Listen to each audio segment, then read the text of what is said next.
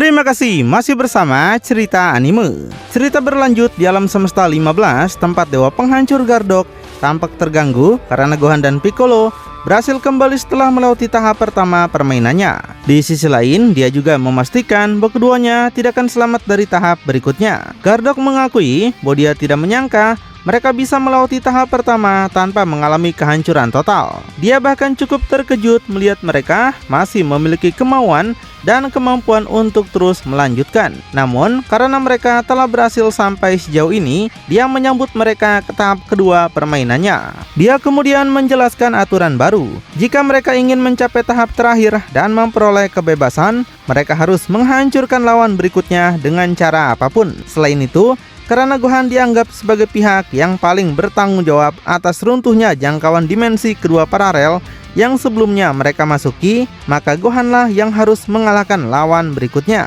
Jika bukan Gohan yang melakukannya, mereka akan langsung didiskualifikasi. Mendengar hal itu, Piccolo menyimpulkan bahwa sasaran utama Gardok memang Gohan sejak awal. Dia mempertanyakan mengapa Gardok tidak langsung melepaskan Gohan dan mengirimnya pulang jika tujuan utamanya sudah tercapai. Bagi Piccolo, tindakan Gardok tampak seperti upaya balas dendam terhadap Beerus hanya karena beberapa komentar yang pernah dibuat sang dewa penghancur semesta 7 itu.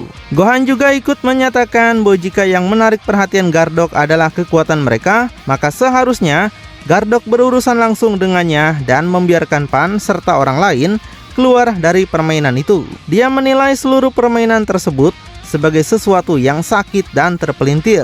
Baginya, bila Gardok benar-benar ingin membuat semesta 7 menderita, maka seharusnya dia memusatkan semuanya pada dirinya saja. Di saat yang sama, Potka diam-diam menyarankan pada Gardok agar mempertimbangkan kembali pendekatannya. Baginya akan jauh lebih menarik jika Gohan dan Piccolo menghadapi versi sempurna dari monster yang sebelumnya mereka kalahkan.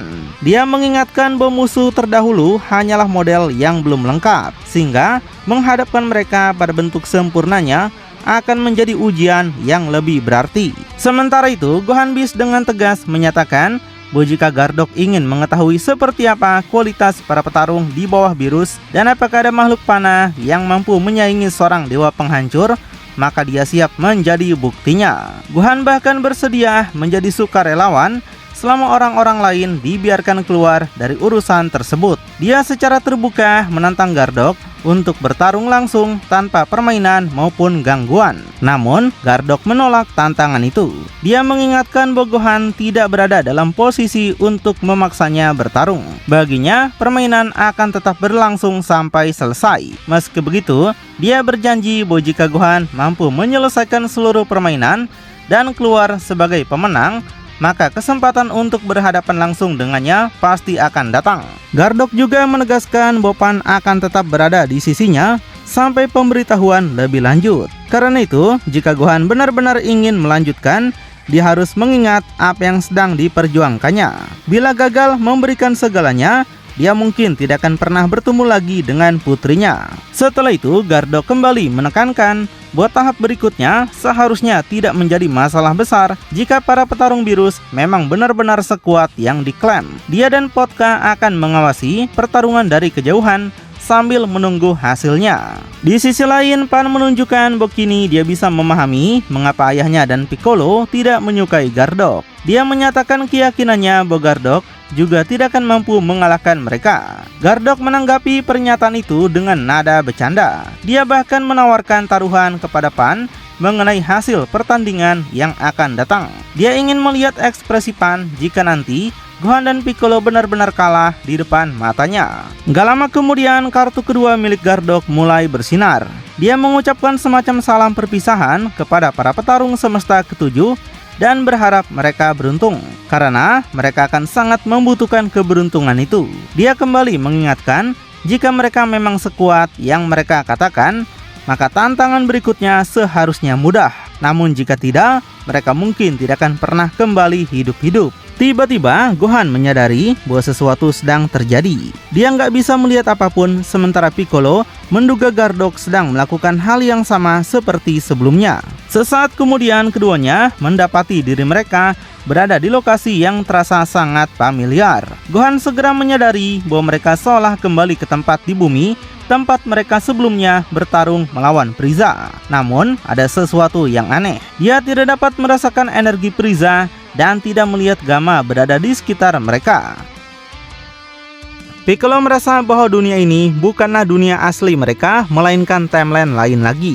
Sama seperti tempat mereka melawan Frieza sebelumnya, lokasi tersebut tampak seperti dimensi lain yang berbeda dari realitas mereka sendiri. Namun, dia belum memahami alasan di balik semua itu. Pada saat yang sama, Gohan memperhatikan sesuatu yang mulai terjadi di sekitar mereka. Potongan-potongan benda yang melayang di udara tampak sangat mirip dengan bagian-bagian yang pernah digunakan untuk menciptakan Cell Max sebelum makhluk itu meledakkan dirinya sendiri. Piccolo mengakui bahwa pengamatan itu benar. Karena itulah, ia semakin yakin kalau Gardock sedang merencanakan sesuatu dan mereka harus tetap waspada terhadap apapun yang akan terjadi berikutnya. Saat mereka terus mengamati keadaan sekitar, Gohan melihat sesuatu yang terjadi di atas mereka. Potongan-potongan tubuh Cell Max yang berserakan perlahan mulai berkumpul kembali. Pemandangan itu membuatnya bertanya-tanya apakah Gardock sedang mencoba membangkitkan kembali makhluk tersebut. Piccolo segera menghubungkan kejadian itu dengan pernyataan Gardock sebelumnya tentang musuh baru dari masa lalu mereka. Karena Cell Max adalah lawan terakhir yang pernah mereka hadapi sebelum semua ini terjadi, dia menyimpulkan bahwa makhluk itulah yang dimaksud oleh sang dewa penghancur. Gohan merasa frustasi karena mereka baru saja mengalahkan Cell Max, tapi sekarang tampaknya mereka harus menghadapinya lagi. Namun, sebelum dia bergerak, Piccolo menghentikannya. Piccolo katakan ada sesuatu yang tidak biasa pada Cell Max yang sedang terbentuk itu. Jika benar makhluk itu telah kembali seperti sebelumnya, seharusnya dia sudah langsung menyerang. Kenyataannya itu tidak terjadi. Karena itulah Piccolo yakin ada sesuatu yang lebih besar sedang berlangsung dan mereka harus melihat keseluruhan rencana Gardock. Dari alam semesta 15, Gardock terus mengamati perkembangan itu. Dia mengaku merasa tertarik karena Cell Max yang tidak sempurna saja sudah mampu memberikan kesulitan besar bagi Gohan dan Piccolo. Baginya, jika mereka hampir tidak mampu bertahan melawan versi yang belum lengkap, maka akan jauh lebih menarik melihat bagaimana mereka menghadapi bentuk yang benar-benar sempurna. Kemudian, dia menyinggung informasi yang diberikan Potka. Dari penjelasan Angel itu, Gardock mengetahui bahwa Gohan dan Piccolo pernah menghadapi bentuk kehidupan Cell yang lain di masa lalu, termasuk versi Cell yang sempurna. Karena itu, dia memutuskan untuk menggabungkan bagian terbaik dari kedua bentuk tersebut dan melihat hasil akhirnya.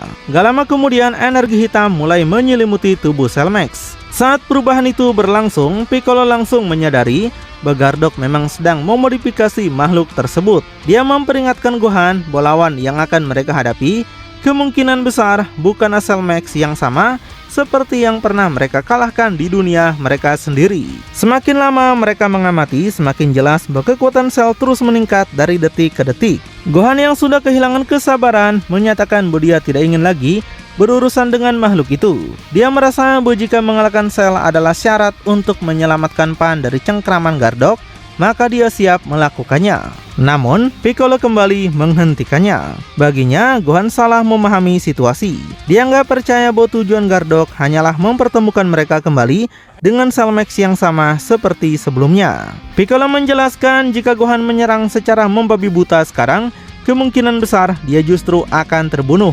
Dia minta Gohan memperhatikan dengan seksama karena Cell Max masih berada dalam proses perubahan. Sementara itu, Gardock merasa bahwa perubahan tersebut hampir selesai. Dia menyatakan bahwa kini saatnya melihat seberapa kuat sebenarnya Gohan ketika didorong hingga batasnya. Setelah merasa seluruh persiapan telah lengkap, dia menjentikan jarinya untuk memberikan sentuhan terakhir pada makhluk itu. Gohan dan Piccolo segera menyadari bahwa sesuatu yang besar baru saja terjadi. Keduanya terus mengamati perubahan yang berlangsung di atas mereka. Gak lama kemudian, Piccolo dilanda keterkejutan yang luar biasa. Apa yang sedang dia saksikan terasa mustahil terjadi. Dia menyadari bahwa Gardock benar-benar telah melakukan sesuatu yang sebelumnya tidak pernah mereka bayangkan akan terjadi. Beberapa saat kemudian, perubahan itu akhirnya selesai. Di hadapan mereka kini melayang sosok yang membuat keduanya terdiam. Selmax telah berubah menjadi bentuk yang jauh lebih mengerikan, yaitu Selmax sempurna. Pemandangan tersebut membuat Gohan kesulitan memahami bagaimana Gardock mampu memanipulasi realitas hingga tingkat seperti itu. Dia juga nggak mengerti bagaimana sang dewa penghancur dapat menghadirkan kembali musuh-musuh dari masa lalu mereka. Namun, setelah memikirkan semua yang telah terjadi, Gohan mulai menyimpulkan bahwa jawaban kemungkinan terletak pada kartu-kartu yang dimiliki Gardock. Baginya, kartu-kartu itu mungkin terhubung dengan garis waktu dan alam semesta alternatif, tempat berbagai kemungkinan berbeda benar-benar terjadi. Meski begitu, satu pertanyaan tetap tersisa di benaknya. Setelah melihat Selmax sempurna berdiri di hadapan mereka, dia bertanya-tanya apakah mereka masih memiliki peluang untuk mengalahkan makhluk itu. Setelah melihat Selmax sempurna berdiri di hadapan mereka, Piccolo mengakui bahwa dia tidak tahu pasti apa yang akan mereka hadapi. Namun, dia menegaskan bahwa situasi ini benar-benar belum pernah mereka alami sebelumnya. Karena itu, setiap gerakan dan setiap tetes kekuatan yang mereka gunakan harus diperhitungkan dengan cermat. Baginya, tantangan ini berada jauh di luar apapun yang pernah mereka hadapi. Meski begitu, jika perkataan Gardock benar, maka Selmax sempurna kemungkinan masih memiliki kelemahan yang sama seperti versi sebelumnya.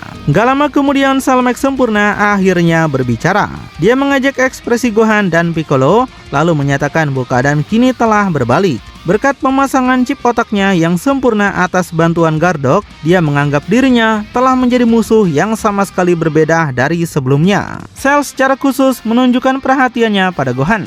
Dia menegaskan bahwa kekalahannya di masa lalu gak lagi relevan karena dirinya sekarang bukan lagi entitas yang sama. Dia mengaku mengingat seluruh kejadian sebelumnya dan menyatakan bahwa dalam bentuk lengkapnya, dia merupakan perpaduan sempurna antara kekuatan dan ketepatan. Dia juga mengklaim akan memenuhi takdirnya demi tentara Red Ribbon dan Gardock. Dari sisi lain, Pan yang sedang menyaksikan semuanya melalui kartu milik Gardock mengenali Cell sebagai makhluk yang dulu berusaha dihentikan oleh Gohan, Piccolo, dan yang lainnya. Dia nggak mengerti mengapa wujud Cell kini berbeda dan mempertanyakan alasan Gardock melakukan semua ini pada mereka. Pan juga mempertanyakan mengapa Gardock begitu ingin menyakiti ayahnya dan Piccolo. Gardock menjawab bahwa alasan dibalik semua itu sangat sederhana. Dia kembali menyinggung keyakinannya bahwa Beerus begitu percaya diri terhadap kualitas para petarung di alam semesta ketujuh. Bagi Gardock, jika Beerus benar-benar percaya bahwa para manusia panah di alam semestanya dapat melampaui miliknya, apalagi menyaingi seorang dewa penghancur, maka Beerus telah salah besar. Karena itu, dia meminta Pan untuk duduk dan menyaksikan apa yang akan terjadi karena dia sudah lama menantikan momen tersebut. Sementara itu, Selmax sempurna menyatakan bahwa dirinya kini bukan lagi sekedar proyek atau eksperimen. Dia menganggap dirinya telah melampaui semua itu dan menyebut tindakan musuh-musuhnya di masa lalu sebagai penyebab evolusi yang membawanya menuju kesempurnaan. Baginya, sekaranglah saatnya mereka menghadapi konsekuensi dari tindakan mereka sendiri. Baginya, tidak ada perbedaan apakah satu atau dua lawannya mati, karena hasil apapun tidak akan mengganggunya. Begitu selesai bicara, saya langsung melancarkan serangan besar ke arah area di bawahnya. Menyadari ancaman itu, Gohan segera meraih Piccolo dan terbang menuju langit. Dia menyadari bahwa Cell berniat menghancurkan seluruh wilayah di bawah mereka. Sesaat kemudian, ledakan besar menyapu seluruh tempat yang berada di bawah posisi mereka. Dari kejauhan, Gardock mengamati serangan itu dengan penuh cermat. Dia mengakui bahwa pelarian Gohan dan Piccolo terjadi pada saat yang sangat tepat. Baginya, jika Gohan tidak bertindak secepat itu dan membawa Piccolo menjauh, kemungkinan besar mereka sudah menjadi korban serangan tersebut. Setelah berhasil lolos, Gohan memastikan keadaan Piccolo. Piccolo menjawab bahwa dirinya baik-baik saja dan memuji tindakan cepat Gohan yang telah menyelamatkannya. Dia mencoba membahas kemungkinan kelemahan Selmax sempurna jika makhluk itu masih memiliki kesamaan dengan versi sebelumnya. Namun sebelum dia sempat menyelesaikan kalimatnya, Cell Max sempurna tiba-tiba muncul dan menghantam wajah Piccolo dengan sebuah pukulan keras. Gohan terkejut melihat kejadian itu. Sementara itu, Cell menyatakan bahwa dia sudah muak mendengar Piccolo bicara. Dia berpikir Piccolo tidak berguna baginya dalam pertarungan itu dan bahkan tidak layak mendapatkan perhatiannya. Sebelum Gohan sempat bergerak untuk menolong Piccolo, Cell langsung menangkap bagian belakang pakaian Gohan dan menariknya menjauh. Cell menegaskan bahwa urusan mereka berdua belum selesai dan harus diselesaikan saat ini juga. Kemudian dia mulai mengejek Gohan dengan mempertanyakan kemana perginya kekuatan besar yang dahulu digunakan untuk mengalahkannya. Gohan membalas bahwa kesempurnaan baru yang dibanggakan Cell hanyalah bentuk lain dari kesombongan yang selama ini selalu menjadi penyebab kejatuhannya. Bagi Gohan, tidak peduli seberapa besar kekuatan baru yang dimiliki Cell, dia tetap melihat kesalahan lama yang terus diulang oleh musuh itu. Cell menertawakan pernyataan itu. Dia mempertanyakan mengapa Gohan kesulitan mengenainya jika apa yang dikatakan itu benar. Cell berpikir pertarungan sebelumnya mungkin telah membuat Gohan kelelahan. Dia bahkan menyindir bahwa mungkin sejak awal Gohan memang tidak memiliki kekuatan yang cukup untuk menghadapinya sendirian. Cell mengingatkan bagaimana di masa lalu Gohan seringkali membutuhkan bantuan orang lain untuk menghadapi ancaman besar. Gak lama kemudian Cell menghantam perut Gohan sebelum melanjutkan serangan dengan sebuah uppercut keras. Sambil terus menyerang, Cell mengakui bahwa bentuk Beast milik Gohan memang sempat mengejutkannya. Namun, kini dia merasa tidak ada lagi hal yang mampu membuatnya lengah seperti sebelumnya. Dia juga menegaskan bahwa kesempatan kedua yang diberikan Gardock tidak akan disia-siakannya. Bagi Cell, apapun tujuan Gardock terhadap Gohan, sang dewa penghancur tidak harus khawatir. Dia meyakini bahwa tanpa bantuan teman-teman maupun keluarganya, Gohan tidak lebih dari korban yang hanya menunggu saat kehancurannya tiba. Bahkan bagi Cell, saat itu sudah mulai mendekat. Cell juga menyatakan bahwa Gohan seharusnya tidak pernah mendekati markas Red Ribbon sejak awal. Karena sejarah panjang yang mereka miliki, dia ingin membuktikan kepada Gardock bahwa Gohan sama tidak bergunanya bagi dirinya, sama seperti halnya bagi sang dewa penghancur. Saat terus menekan lawannya, Cell memperhatikan bahwa kekuatan Gohan perlahan mulai menurun. Dia mengakui bahwa bentuk Beast jauh lebih tangguh daripada perkiraannya. Tapi kondisi itu tidak akan bertahan selamanya. Dia menilai di saat Gohan terus melemah, dirinya tetap berada pada kondisi yang sama. Karena itu, dia mempertanyakan berapa lama lagi Gohan mampu bertahan. Gohan membalas bahwa Cell tidak memahami seberapa jauh dirinya bersedia melangkah demi keselamatan Pan. Mengenai berapa lama dia akan bertahan, jawabannya sederhana, selama diperlukan untuk menjatuhkan Cell. Secara mengejutkan, Gohan kemudian menghantamkan kepalanya ke arah Cell dan berhasil menciptakan jarak di antara mereka. Setelah itu, dia menegaskan bahwa tidak peduli apakah Cell telah menjadi sempurna lagi atau tidak ada yang akan menghentikannya untuk mencapai putrinya. Cell merasakan lonjakan energi mendadak dari Gohan dan mengakui bahwa lawannya ternyata masih memiliki sisa kekuatan yang cukup besar. Namun, dia berharap tenaga itu bertahan cukup lama karena baginya Gohan masih akan menerima hukuman yang jauh lebih berat. Gohan menjawab bahwa semua itu akan segera dibuktikan. Dia mengingatkan bahwa dirinya telah berhasil menghancurkan Cell 2 kali sebelumnya dan tidak akan ragu melakukannya lagi. Bahkan jika harus mengorbankan nyawanya sendiri demi menyelamatkan Pan, maka Gohan siap melakukannya. Dengan tekad itu, Gohan menyatakan dirinya siap melanjutkan pertarungan. Tapi tepat pada titik itulah kisah Beyond Dragon Ball Super dari saga kebangkitan alam semesta 15 dan 16 chapter kelima pun kemudian berakhir. Lalu bagaimanakah kelanjutannya? Makin penasaran? Tonton kelanjutannya di channel Cerita Anime. Ceritanya anime masa kini.